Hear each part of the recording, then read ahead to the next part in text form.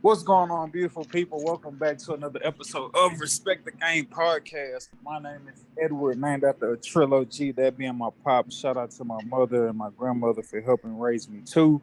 Please make sure you go follow at Emax Stacks for all your up-to-date high school, pro, and collegiate sports coverage. Will not disappoint. We'll keep you up to date on all that is going on in the beautiful sports world.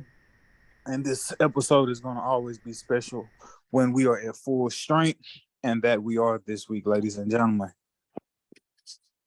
Hey man, Sean Hart is the surgeon himself, Mr. Surgical, Mr.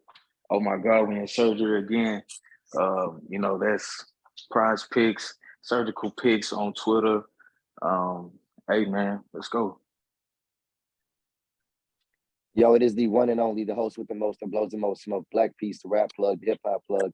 You already know. Be sure to go check out Talking Smoke on Apple Podcast, Spotify. Let's go. Good evening, good afternoon, good morning, depending on where you are in the world. I am Sedacious Xavier Miles, and on behalf of me and my brothers, I just want to say thank you for supporting us. Please continue to rock with us. Take it away, bro. So, if you're listening to this, obviously, this is an audio. You're taking this in through audio, but even on YouTube, this will be an all audio episode. And if you don't know, now you know. But continuing on, so as we talk about the NBA season, getting ready to wrap up and conclude, I want to say by the end of this week, the Milwaukee Bucks are the 1 seed. Talking about the East, the Bucks are 1, Boston is 2, Philadelphia is 3, Philly, I just said Philly. Cleveland is the 4th seed. The Knicks are the 5th seed. And so those 5 teams that I just named, the Bucks, the Celtics, the Sixers, the Cavaliers, and the Knicks, they have all clinched a playoff berth. Then when you talk about the 6th seed, that would be the Brooklyn Nets. However, they have not clinched a playoff berth. They have 43 wins.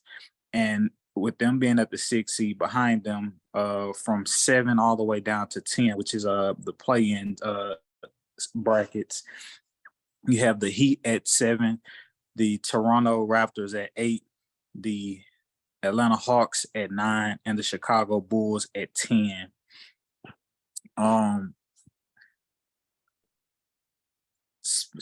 Specifically staying within the East.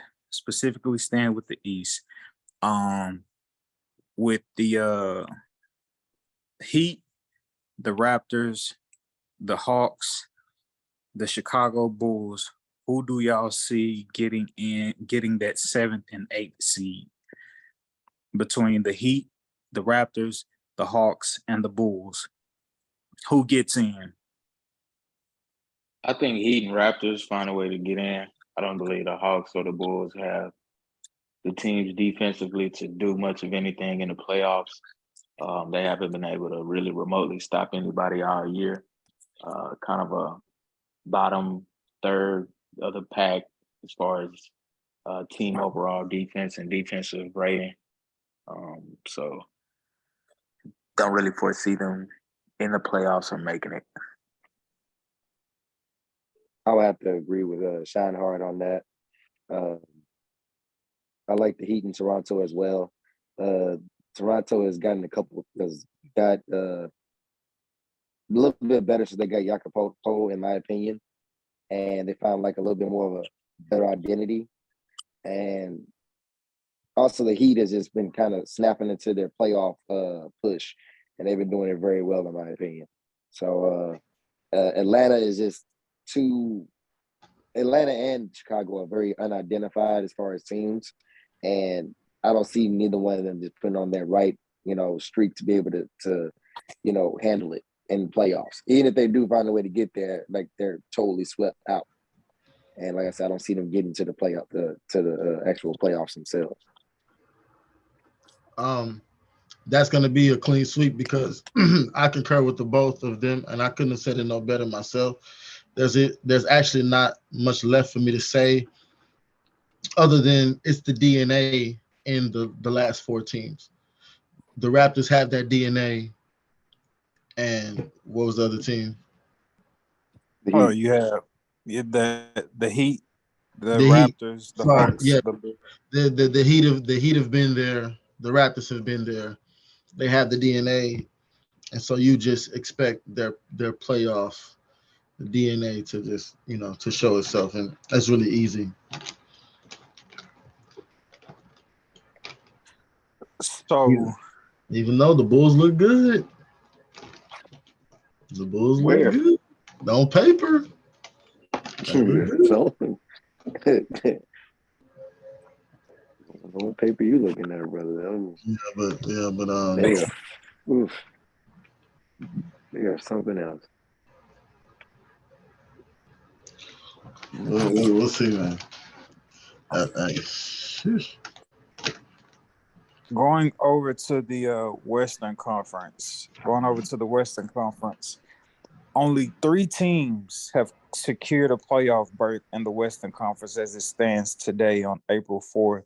That is the Denver Nuggets at the 1 seed, the Memphis Grizzlies at the 2 seed, and then the Sacramento Kings at the 3 seed.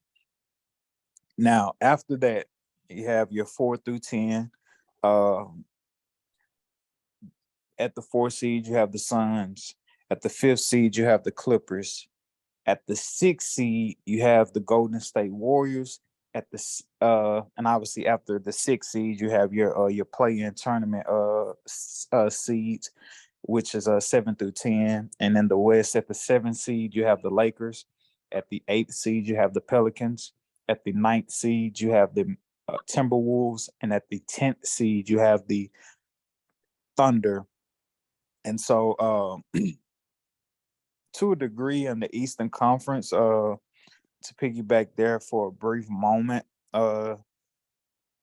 there's a tiny margin of record discrepancy, where a game, within these last 3 games, you could maybe jump from 10 to 7 or 6 depending on who loses. And as we know with the West, that never ceases to not be a situation, whereas it's always nip and tuck in terms of being you're 1 loss away from being the 4th seed and 1 loss away from being the 9th seed. And so going back through the seeding for the Western Conference, again, Denver, Memphis, and Sacramento have all clinched in that order: one seed, 2 seed, 3 seed. 4th seed, the Phoenix Suns have 43 wins, and after that, the Clippers have 41. The Clippers are 41-8. The Golden State Warriors are 41-38. At the 7th seed, the Lakers are 40-38. At the 8th seed, having an identical record, the Pelicans are 40-38. And then the Timberwolves are 39-40, and the Oklahoma City Thunder are 38-41. And just right behind that, in that 11th seed, talking again about the record discrepancy and how close it is, you have the Dallas Mavericks at the 11th seed, right behind the Oklahoma City Thunder. Oklahoma City is 38-41, and Dallas is 37-42. Tonight, as we do the podcast, Oklahoma City is going up against Golden State. And so, yeah, like a loss here or there within these last 3 or 4 games on the remaining schedule for these teams. Every game matters. Every game matters. Every game matters. Every game matters. The Lakers, who we know is a fan favorite here on the podcast, are 7th seed at 40-38.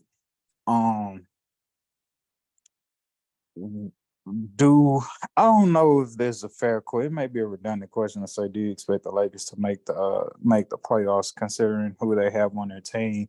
Who? LeBron James. But what are your expectations for the Lakers? Given that they make the playoffs, what are your expectations? Are they playing with house money? Considering how wide open the West is.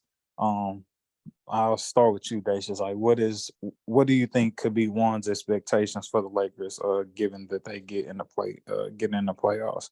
Correct me if I'm wrong, real quick. Would this be their first playoff appearance since the bubble? Am I wrong in that assumption? No, they made the playoffs that year after by Phoenix and got swept in the first round or Yeah, lost they won the or won. play-ins. Okay. Yeah. Ouch, So that did no, hurt. yeah, that was LeBron's only first round loss, by the way. Anyone care to know? Well, I mean, I guess my expectations aren't high. I guess my hopes are high, right? Because I'm a fan, but my expectations aren't too high because I feel like there are other teams that are more put together, that can go deeper. Pause. And so with the Lakers, yeah, it's going to be fun to watch them get in the play-in tournament and survive that hoopla, and then get in the playoffs and be able to, just fight one game at a time. That would be interesting. But as far as like really competing, it's only so much competing that I feel like they can do with the current constructed team. And so it'll just be fun that they made it and that they got, eliminated first, second round. But oh boy, if they get a wildfire under their ass, and hey, you never know. So that's the beauty of the playoffs, being able to, one game at a time, strategize, duke it out, you know, find advantages. So we'll see. But championship, I say I'd be crazy to say that they win the championship, but hey man, you never know. You never know. Let's have this conversation real quick. So if the playoffs started today and everybody stayed put where they were 1 through the 8 seed, that would mean that the Sacramento Kings would be playing the Golden State Warriors. Obviously, talk about Sacramento Kings, hadn't been to the playoffs in a very astronomically long time. And the Golden State Warriors not fully healthy and have struggled quite a bit this season. However, they have the experience. Best of 7 series. A team that doesn't have the experience versus a team who has 4 championships in their organization. Who would you like to come out in a best of 7 series with the San Francisco Kings, Sacramento Kings versus the Golden State Warriors? Me? Go to state. Golden State. Sorry. Black Pete. Black Peace goes with the Kings, to be honest with you. Who would Yeah. you go with, Izzo? I mean, just from a logical perspective, I would go with the Warriors. The Kings don't have the experience or the defense to pull that off because in the playoffs, you're not going to be able to outscore people. The game slows down tremendously, and I don't know how adept the Kings will really be playing like a half-court offense. But, just going up against the strength of, that championship caliber team and the Warriors, they know what it takes. They know what they have to do. It just would be a bad matchup for the Kings. It's like, hey, happy y'all made the playoffs first time in like 20 years, but it's like, hey, you going home first round. That's a real reality. I mean, this is by far the worst season the Warriors have had in their in their dynasty history as far as like competing. So, I don't necessarily say the Kings beat them. I think the Warriors beat the Warriors, in my opinion. I give maybe one game where the Kings show out, but I just feel like, the Warriors they have their experience, but I've never seen them in this kind of condition. It's always been top 3 on up when they are winning. Not they've saying been they haven't been champions. It's just like, hey man, they had the worst road record there is in like period almost. So it's just like, I know slowing the game down does make a difference, but Steph Curry is who he is, and Clay is who he is, and Poole is trying to be who he is. But it's just like I'm going from a perspective of what I've seen all year and what I've never seen them actually do before. I've never seen them like start from like technically the bottom and work their way up in a successful way since in the last 6 years, 7 years. So, like I said, I got to be convinced, and I will be overly surprised if Golden State wins. It's just like, hey, I only can play off of what I have seen recently, and logically, like you said, logically, you say Golden State Warriors. I'm saying logically, they've been the worst team on the road, and their chemistry has not been where it needs to be at. So, brother, you really think that the Sacramento Kings could possibly or will beat the Golden State Warriors? see, I mean, I never said how, I never said to what magnitude, but I do say yes, it can happen. Like I said, it won't be obviously won't be a sweep, but I see some variables that just don't add up to full success, going into that series. Like the Do you Kings see it going? I've kept an eye on them. They have really played well, like at least the core for sure. And I mean, I've seen a lot of players step up. So I mean, I'm not guaranteeing it. I'm just not locking in on the Warriors for sure. If that makes any kind of sense. It's like I'm saying the Kings, but I'm not. I'm not gonna be surprised if the Warriors win. I'm saying, like, I just haven't seen the Warriors I'm used to seeing. So you can't And the do Warriors that. don't have an You can't do integral that. part of their don't have an integral part in their championship run last year, and that being Andrew Wiggins. Currently, I know they're supposed to come back. They finna get him. Soon as Yeah, I he don't come know back, where you been, Poochie. They about to get him like this week. He's literally coming back like Thursday, I think, something like that. that's finna be done. Okay, that's cool. But if we gonna talk about respecting the game, and I know like the throne is still the Warriors to like defend. Like, let's not act like he been like playing like the past 2 months, and then all of a sudden I won't say thrown in the line of fire like he don't have championship experience too, but like So Steph, he got to Clay, get his. and Poole can't spell him until he get his legs under him in the next round. You saying they can't do that?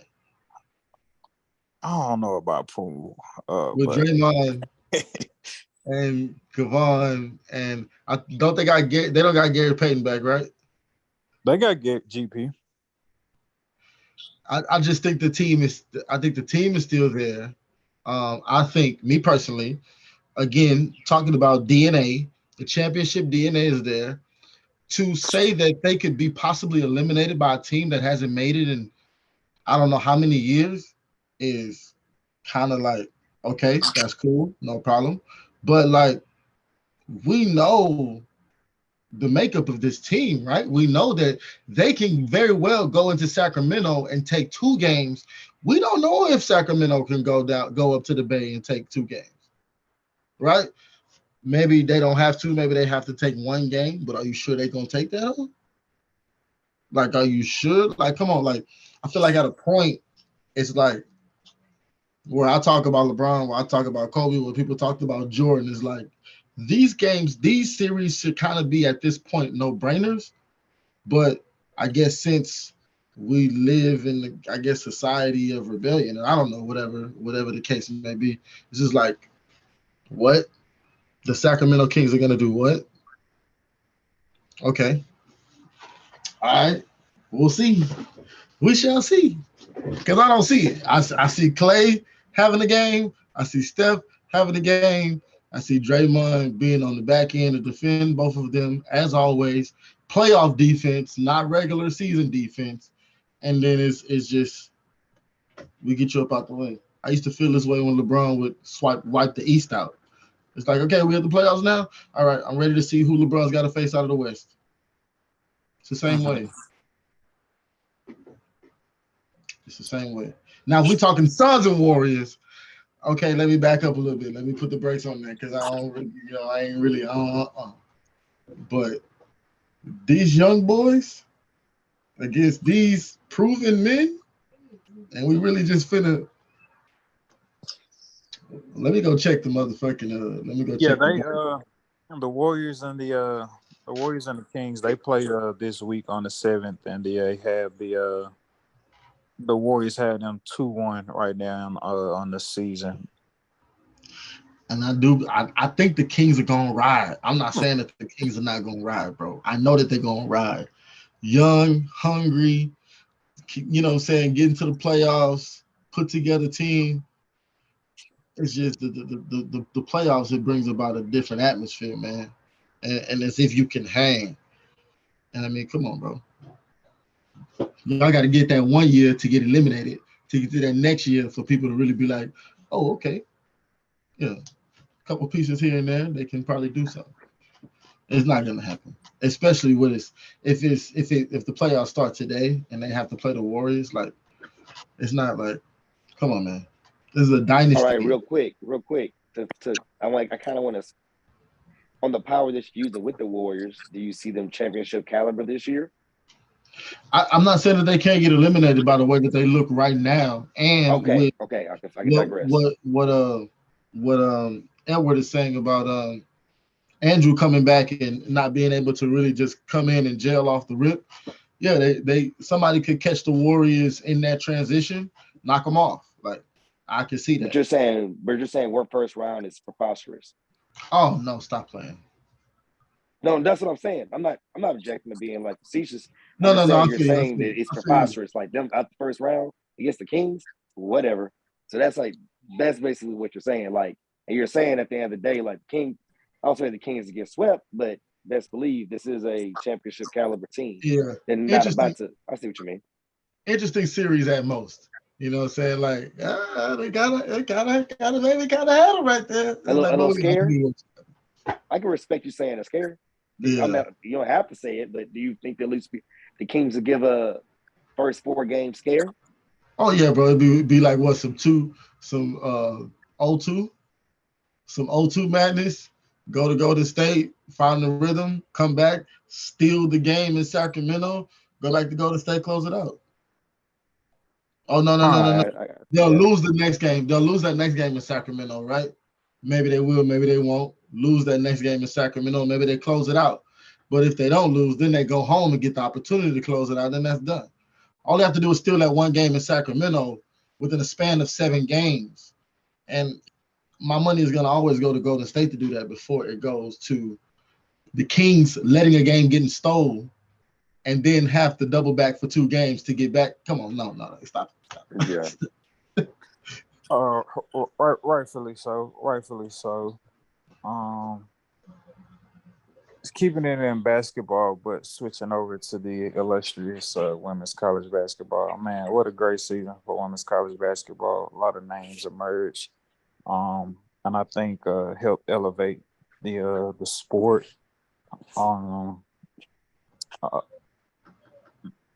Picking up today, it was Sunday, the national championship game, LSU versus Iowa. You had the great Caitlin Clark trying to lead her team against LSU, but that did not happen in terms of them trying to win a championship. Angel Reese and her team ended up winning the championship 102-85. And obviously, before we get into the getting. Salute to Jasmine Carson. I know myself personally had never heard of her until Sunday. I know a lot of people probably had not been abreast on who she was or where she came from until Sunday. Early in the first half, key players for LSU, they get in foul trouble.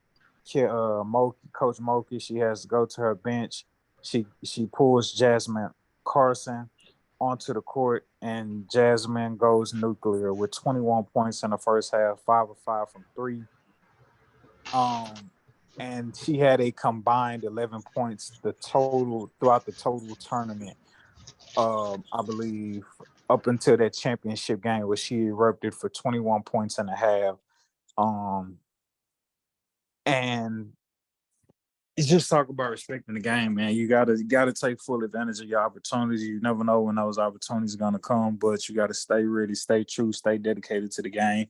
I believe if she wasn't locked in for the moment, for the opportunity, or felt like, hey, I don't really get that much playing time anyhow, she could have allowed that moment to squander through her fingertips. But without a doubt, if she isn't as great as she was in that moment that she was called upon, conversation could be different. LSU could possibly not be the national champions this year. So first and foremost, big time triple salute to Jasmine Carson, stepping up big for her team and helping lead them to a national championship. And I could be wrong. Yes, her 22 points was a team high for LSU. So again, you can't speak enough to that. Her coming off the bench doing what she did again in the first half, goes 5 of 5 in the first half from three. She finished the game with going 5 of 6 from three with 22 points. And again, that was a game high. So after that, after giving her proper respect and praise, Angel Reese goes viral for the John Cena "You Can't See Me" gesture, targeted towards Caitlin Clark. Obviously, we know the cool TikTok. It's cool when they do it. When I do it, it's a problem, right? So people saying, "Yo, that's classless. That's not good sportsmanship." Yada yada yada. But obviously, when Caitlin did it to LSU's player Van Leet, it was cool. It seemed it's style, it's swag, so on and so forth. Obviously, we know the different takes. Either you didn't like it or you did like it. Either you feel like it reeks of the perception of like racism and so on and so forth. But for y'all specifically, I'll start with you, Izzo.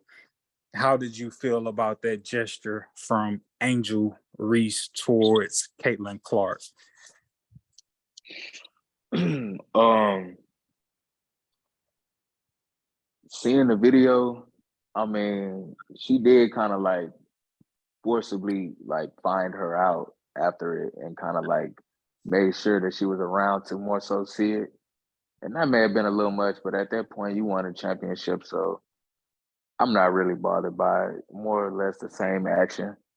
Hey, you win, you get to, do what you want within reason. So I ain't mad at that. But you do have the closet racism that does exist in sports. You can definitely see it pretty clearly when you have a situation to where a young lady who isn't even of legal drinking age gets called a classless piece of shit. Excuse my language, but I'm quoting. But and it's usually older white men that are doing things like this. From what I've seen in the comments, it's classist. It reeks of racism. It's ignorant. It's embedded in a very ugly, deep-rooted past of classism and sexism towards women, not only just women, Black women. So I didn't have a problem with it. I've seen talks about trying to read the lips of Angel Reese in that moment, and so I'm alleging that she, in the midst of her doing the John Cena gesture, she may have possibly also said, called Caitlin a hoe. If that were to be true for the lip linguistic people out there who can read lips, and that were to be a case, does that make y'all feel any indifferent about the gesture on top of potentially also calling Caitlin a hoe? Hey, honestly, bro, this kind of is a good transition into my point, because I just feel like, white America, hates when we put Black magic on things. And so in this particular case, it was Black girl magic, right? So where Caitlin did it to somebody that was like all the way over in yonder, but with a Black girl do it, Black girl will come and find you like literally in the middle of the timeout, don't care that we got to get back to the game, right in your face, and you can't see me because she wants you to see it. She don't want you to see it. No, she wants to do it to see you look straight, like she not doing it to the left of you. She want to make sure that she's invoking fear in you, right?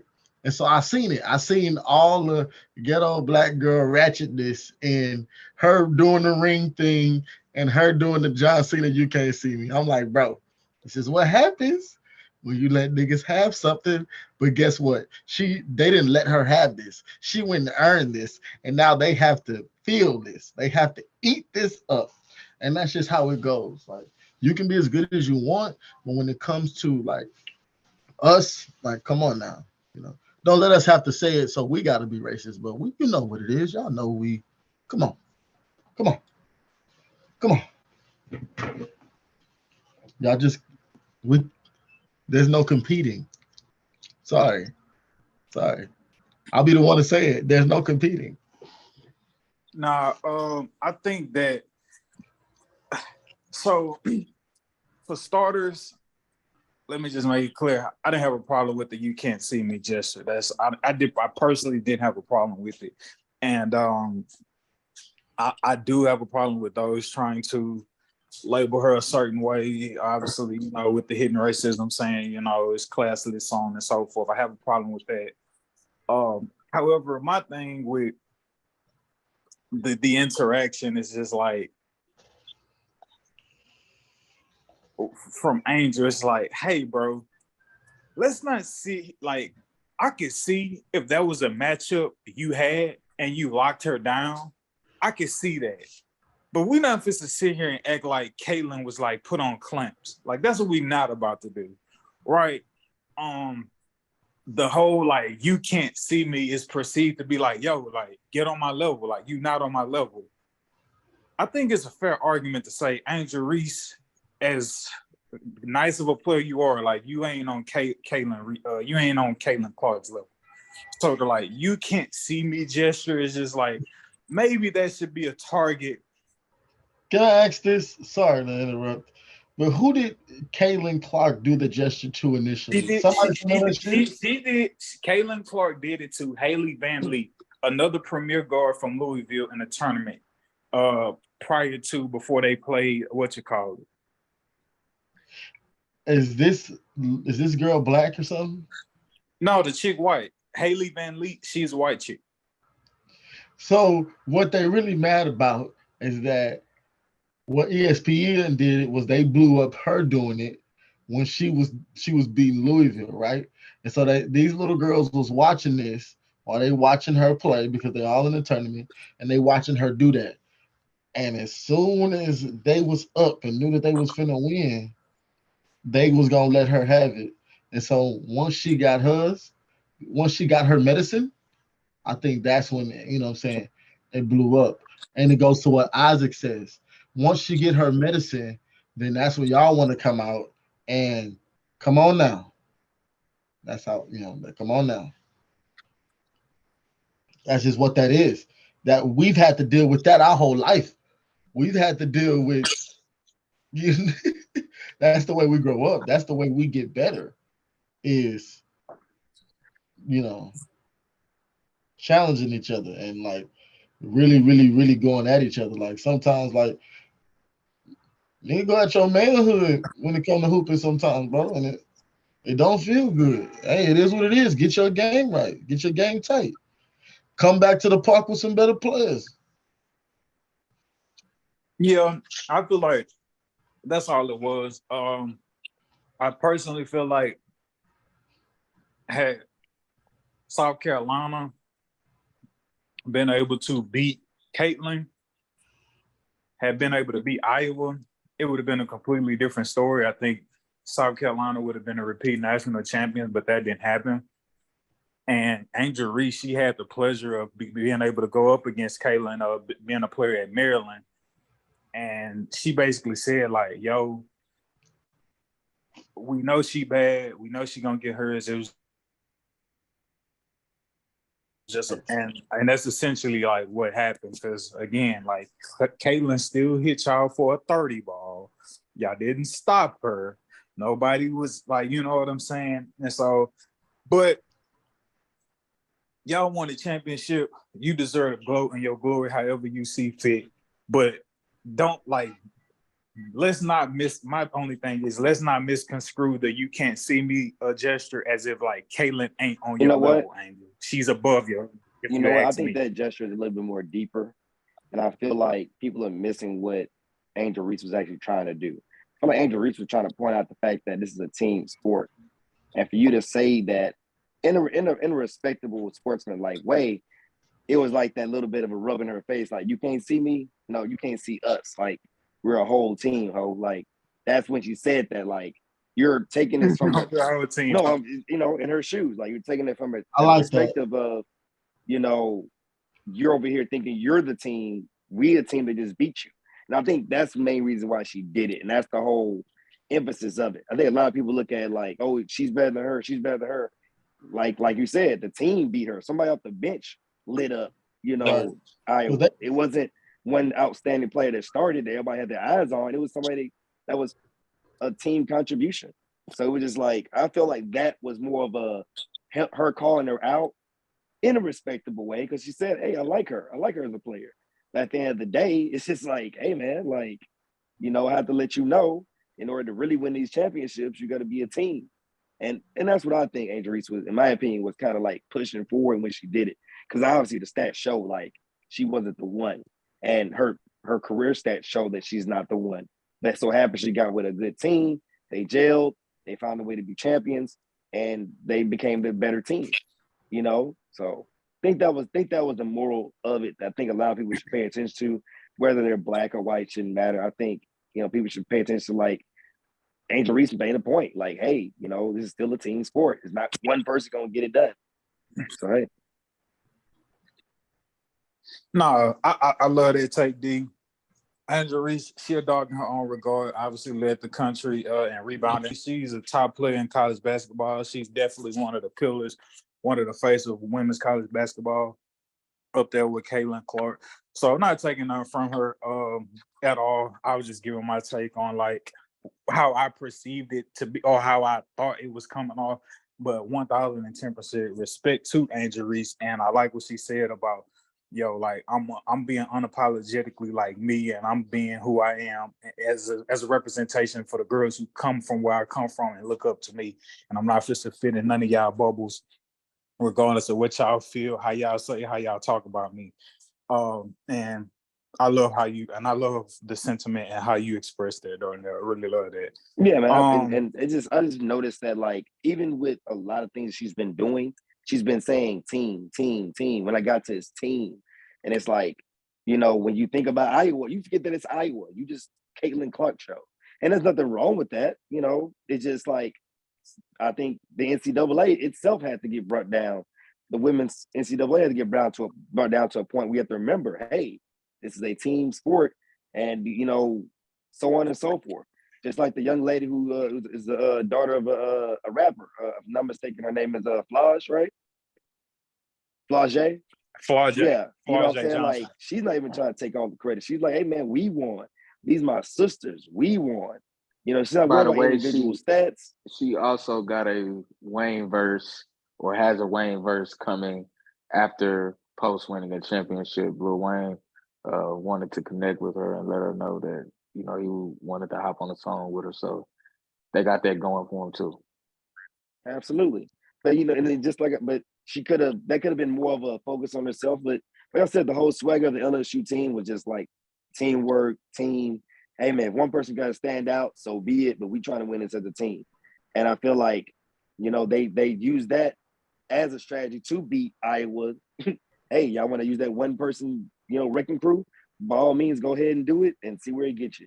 And I mean, hey, man, it's I looked at it as a beautiful thing, because I honestly thought that I was gonna win, to be honest with you. But like, LSU proved to the world, teamwork beats that one star dream. So, not saying that it can't happen, but they just reminded everybody. Yeah, head coach for Iowa, Coach Lisa Blunder. Coach, you are a gold mine for finding Caitlin Clark, but you got to get her some help if you want her to get to the mountaintop before she leaves Iowa and goes pro. Got to get her some help. And I don't think she's I think she's lucky because that girl won was part of a AAU boys championship. I think she got lucky on that one. Yeah, I'm just saying, as a to lick the wounds and better prepare yourself with like what you came into contact with. Like we all know, Caitlin, she's playing every minute. You have no Caitlin, you have no offense. So I just want the coach I to see what you mean. go out and try to find some recruits that could complement Caitlin to help them get over the hump against teams like, your LSU's, you know what I'm saying?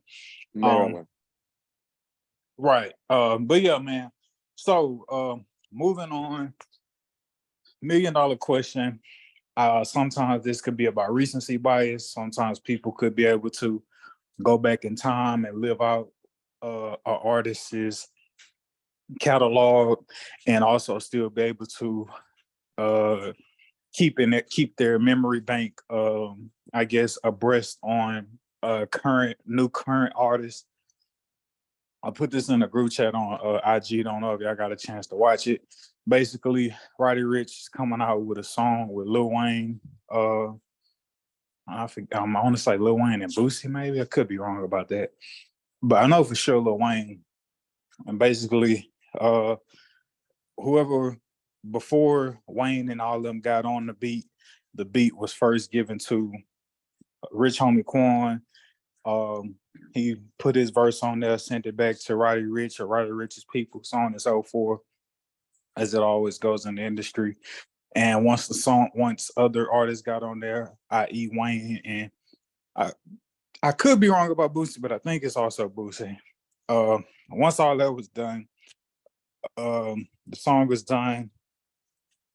Rich Homie Quan hears like, yo, they got Wayne on that track now. And Boosie and Rich Homie Quan is under the impression of like, oh shit, like, all right, big, like, all right, Wayne on the track, Boosie on the track, Roddy Rich on the track. I was like, okay, that's gonna be a nice look for me because I'm on there too, because I remember laying the track on that beat. Woo. Song comes out, Rich Homie Quan hears it, he's taken off the track. Goes to social media to voice his frustration or his concerns about it, saying, yo, you could have called me, could have kept it G, let me know I ain't gonna be on it. I'm hyping the song up. I'm trying to promote the song thinking I'm on there and I ain't even on there. Didn't nobody call me, give me a heads up. And that went into him basically again, venting out his frustration saying, yo, bro, like my catalog is hotter than yours. Like talking to Roddy Rich. And so I'll throw this question a black piece. As with that blanket statement, as it stands of what Rich Homie did in the past and the buzz he's recently created, like coming back with the resurgence, and what Roddy Rich has built in his short tenure in the rap game, in the verses, I guess you could say, whose discography do you think would resonate more amongst the hip hop rap culture today in the verses? Rich Homie Quan or Roddy Rich? The way traditional verses go, it would have to be Rich Homie Quan because he has cheat codes. He has involvement with Rich Gang, and that little Rich Gang run alone, I'm not gonna lie to you, was epic. And no disrespect to Roddy Rich, Rich Homie was on one, and there was nothing in this world that could stop him other than like what did stop him, which was some behind the scenes business. But contractual obligation. Just him and Thugger alone, their collabs alone, does, in my opinion, beat out Roddy Rich. And not counting like some type of way and the radio hits and his little his popular ones. So yeah, no disrespect to Roddy Rich. He's the more popular, more known rapper at this point. But yeah, Rich Homie, he ain't capping too hard. Now he ain't capping too hard, to be honest. But he can't walk around and say it as if it's him alone. He know the truth. He said that all Roddy Rich got is the box. Is that a false statement? That is absolutely false. That's not disrespect him like that. That's not disrespect him with Racks in the Middle. That's not disrespect him with Die Young. That's not disrespect down him below. With, exactly. He has a nice little discography for himself, But that's not. Yeah, let's not do all that, Rich homie. He has some stuff he can pull out his ass, but he has the stronger hits, but he'll last longer in the versus idea. Cause you comparing like the popularity of a hit, I will say Roddy may be up Man, there Rich with him. Homie speaking facts, bro. Roddy ain't got shit on Rich Homie. No, I'm saying I think if you look at it, as you know, they apologize since then. But at the same time, though, it's like you really look at it. Roddy Rich, he admitted it by the way he responded, because he could have went back at him and said some stuff. I didn't He'd know rather just keep it cordial. What he said, I didn't know he responded. Actually, let me go straight to it. He was just like, man, you too old for this internet shit. But yeah, when I turned the verse in the drama, I let them do the rest. I didn't have, basically he was saying like, I didn't have no dealings with taking you off the song or whatever, but you could have got in contact with me. I'm paraphrasing at this point. Something absolutely. like this. There's no doubt who was like the nigga in this scenario, but as far as who has the better catalog, that's also no doubt as well.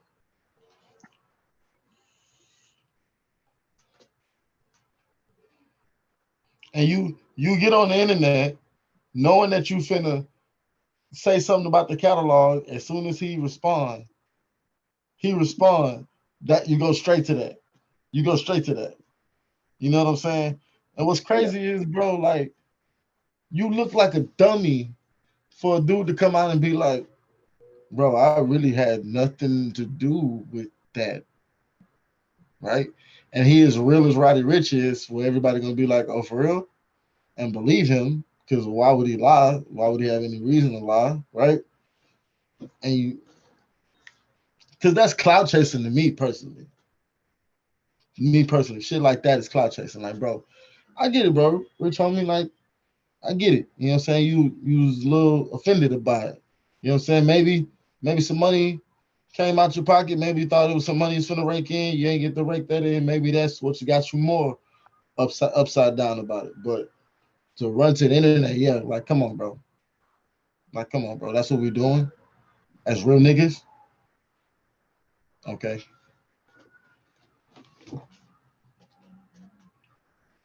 Definitely a little too internet for my taste, but you know, maybe he felt like that was the only way he could reach him. But as you know, today's day and age, it's more popular to run to the net than to try to scour all of the people that around him and try to get him on the phone. So I don't know, man. It's a little cloudy to me. Speaking of internet, another case of where the internet goes wrong. I wasn't unaware of this young man prior to maybe like last week. I honestly just stumbled across this interview on Vlad, him talking about getting robbed in a home invasion and getting shot, and ended up killing the person who was trying to rob him. BTB Savage, don't know how familiar y'all are with him. Literally just found out about him last week. And to my surprise, after watching his interview or what he went through, so on and so forth, recently or this week or last week, about a month or two after the home invasion robbery situation took place, he posts a picture in his home where he was robbed at, with where all the blood is still at, all the bullet wounds, flexing with some money. Whether you could say that's for clout or not, or him, rubbing it in the face of the family from the person who ended up dead from trying to rob him, whatever you want to make of that. But the same day he posts that picture in Houston, he ends up being tracked down, murdered. So backstory on that. So Break it down. That picture had been posted. The actual incident where the dude died actually happened a couple months ago, or a month and a half ago, prior to the shooting. So they were already kind of on him they already knew who he was, where he was, things of that nature.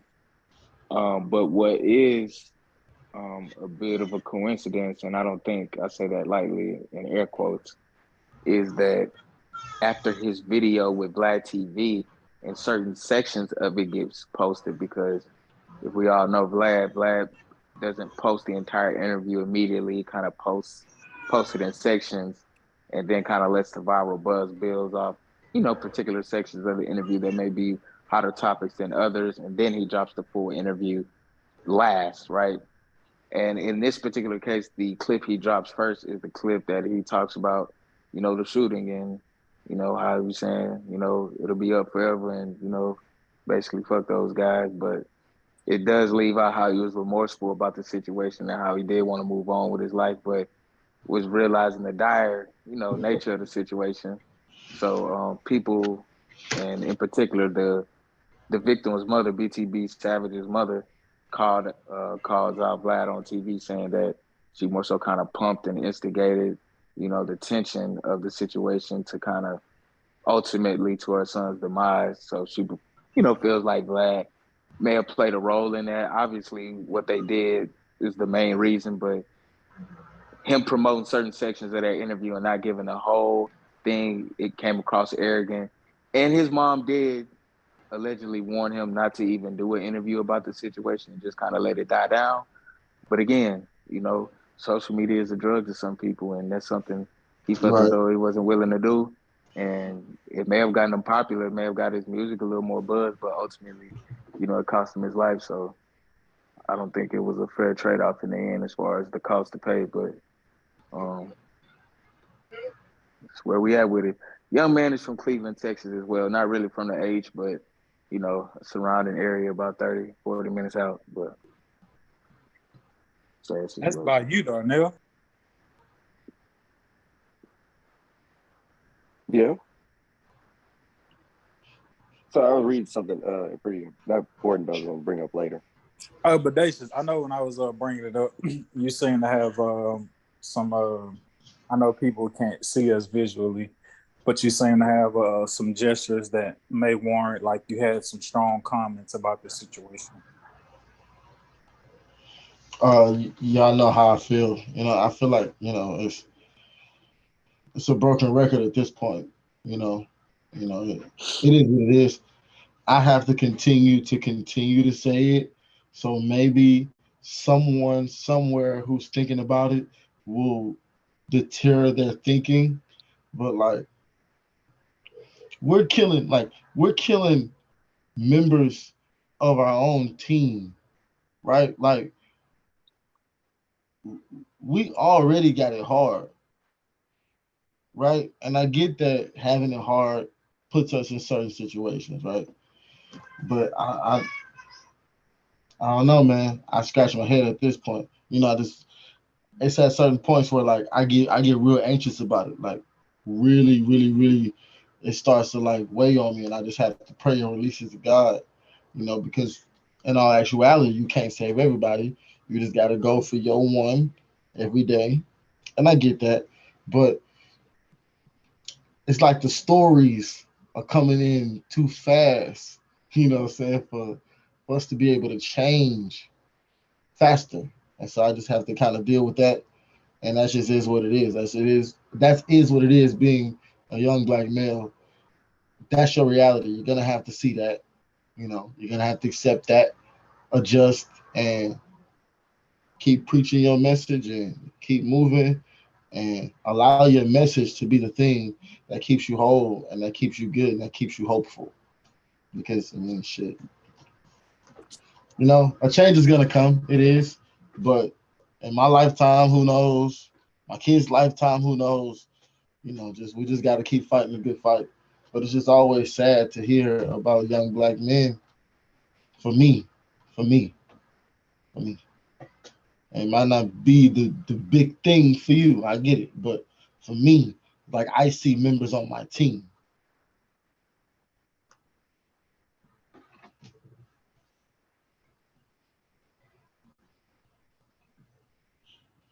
At this point, it don't even matter to me about how it all happened and how it all shook down and broke down and all that. Like, bro, it's just like, bro, it's just at an alarming rate, though. At an alarming rate. You would think an alarming rate means like fire drill. Get up, do something, move, stop. Like, no.